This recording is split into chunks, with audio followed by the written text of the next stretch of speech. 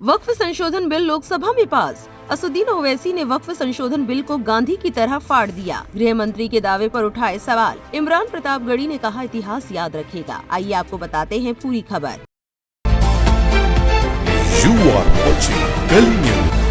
बुधवार 2 अप्रैल की सुबह से लोकसभा में वक्फ विधेयक 2025 पर शुरू हुई बहस का परिणाम आ चुका है। ओवैसी को देर रात अपनी बात रखने का मौका मिला। अपने भाषण में AIM प्रमुख ने केंद्र सरकार पर जमकर हमला बोला। उन्होंने सरकार पर आरोप लगाया कि वक्फ बिल के जरिए मुसलमानों के साथ अन्याय किया जा रहा है। ओवैसी ने कहा सरकार वक्फ बिल पर देश में भ्रम फैला रही है। इस बिल से ये तो साफ हो गया कि प्राचीन मंदिरों की हिफाजत होगी लेकिन मस्जिदों की नहीं होगी। मैं गांधी की तरह वक्फ बिल को फाड़ता हूँ। ओवैसी ने कहा कि सरकार ये जो कानून बना रही है वो आर्टिकल 26 का उल्लंघन है। बीजेपी देश में झगड़े पैदा करना चाहती है। उन्होंने आगे कहा कल को कलेक्टर कहेगा ये सरकार की संपत्ति है और वहाँ पोस्टर चस्पा कर देगा तो कोई भी जमीन सरकार की हो जाएगी। इस तरह से मस्जिदें बंद हो जाएंगी। जब ये बिल पास हो जाएगा तो देश में प्राचीन मंदिरों की हिफाजत होगी लेकिन मस्जिदों की नहीं होगी। ये बिल ऐसा है कि जैसे मोदी सरकार के खिलाफ अविश्वास प्रस्ताव ला सकते हैं लेकिन वक्फ का जो अध्यक्ष होगा उसके खिलाफ अविश्वास प्रस्ताव नहीं लाया जा सकता। ये कानून धर्म की समानता के संवैधानिक प्रावधानों के खिलाफ है क्योंकि इसमें गैर मुस्लिमों को भी वक्फ गवर्निंग बॉडी का हिस्सा बनाने की बात कही गई है जबकि अन्य धर्मों के मामलों में ऐसा नहीं होता। लोकसभा सांसद ने गृह मंत्री अमित शाह के उस बयान पर भी सवाल उठाया जिसमें कहा गया था कि वक्फ बोर्ड और परिषद इस्लाम से अलग हैं। ओवैसी ने कहा अगर ये सच है तो फिर इस कानून की जरूरत ही क्यों है। विधेयक में किए गए बदलावों के कारण बोर्ड में प्रमुख पदों पर गैर मुस्लिमों का कब्जा हो जाएगा। विधेयक में 5 साल तक इस्लाम का पालन करने वाले व्यक्ति को वक्फ घोषित करने का अधिकार देने वाले प्रावधान पर तंज कसते हुए ओवैसी ने पूछा अगर उसकी दाढ़ी है तो क्या उसे मुसलमान माना जाएगा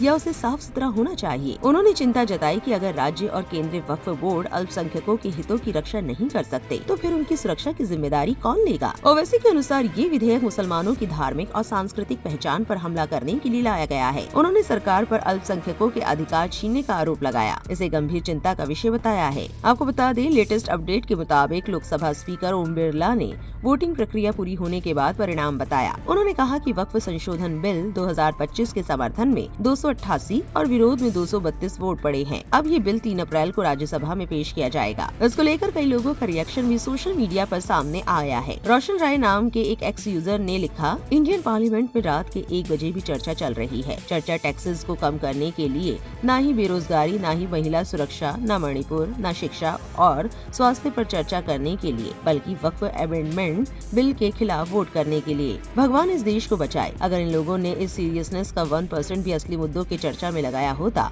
तो आज देश की तस्वीर कुछ और ही होती। कांग्रेस सांसद इमरान प्रतापगढ़ी ने लिखा मैं लोकसभा में विपक्ष के उन सभी 232 सांसदों का शुक्रिया अदा करता हूं जो मौजूदा सरकार की तानाशाही के खिलाफ आधी रात भी डटे हैं और वक्फ बिल के खिलाफ वोट कर रहे हैं। सरकार का संख्या बल भले ज्यादा है लेकिन इतिहास याद रखेगा कि जब सरकार आधी रात गए भी अपने ही देश के मुस्लिम नागरिकों को नीचा दिखाने के लिए नए नए कानून ला रही थी तब विपक्ष के 232 सांसद जिसमें हिंदू, मुस्लिम, सिख, ईसाई, दलित सब शामिल थे वो एकजुट होकर सरकार का विरोध कर रहे थे। आपकी इस पूरे मामले पर क्या राय है हमें कमेंट में लिखकर जरूर बताएं और ऐसी और वायरल खबरों के लिए हमारे चैनल को सब्सक्राइब करना ना भूलें।